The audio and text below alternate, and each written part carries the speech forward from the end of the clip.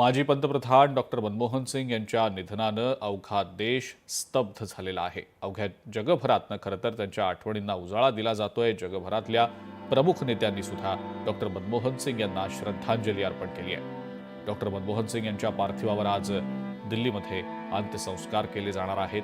तत्पूर्वी त्यांचं पार्थिव अंत्यदर्शनासाठी काँग्रेसच्या मुख्यालयात ठेवण्यात आलंय। माजी पंतप्रधान डॉक्टर मनमोहन सिंग यांना श्रद्धांजली अर्पण करण्यासाठी काँग्रेसचे अनेक ज्येष्ठ नेते, पदाधिकारी, कार्यकर्ते काँग्रेस मुख्यालयात आलेले होते। दृश्यांमध्ये आपण पाहतो आहोत सध्या काँग्रेस मुख्यालयातनं आता डॉक्टर मनमोहन सिंग यांचे जे पार्थिव आहे ते अंत्यसंस्कारांसाठी आता नेलं जाणार आहे।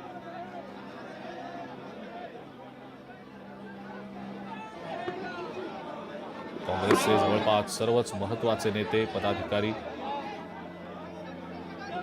हे डॉक्टर मनमोहन सिंग यांच्या अंत्यदर्शनासाठी म्हणून काँग्रेस मुख्यालयात दाखल झालेले होते।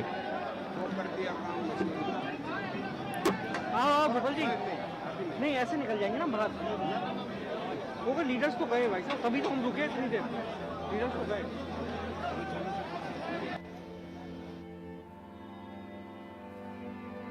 डॉक्टर मनमोहन सिंग यांच्या पार्थिवावर 11:45 अंत्यसंस्कार केले जाणार आहेत।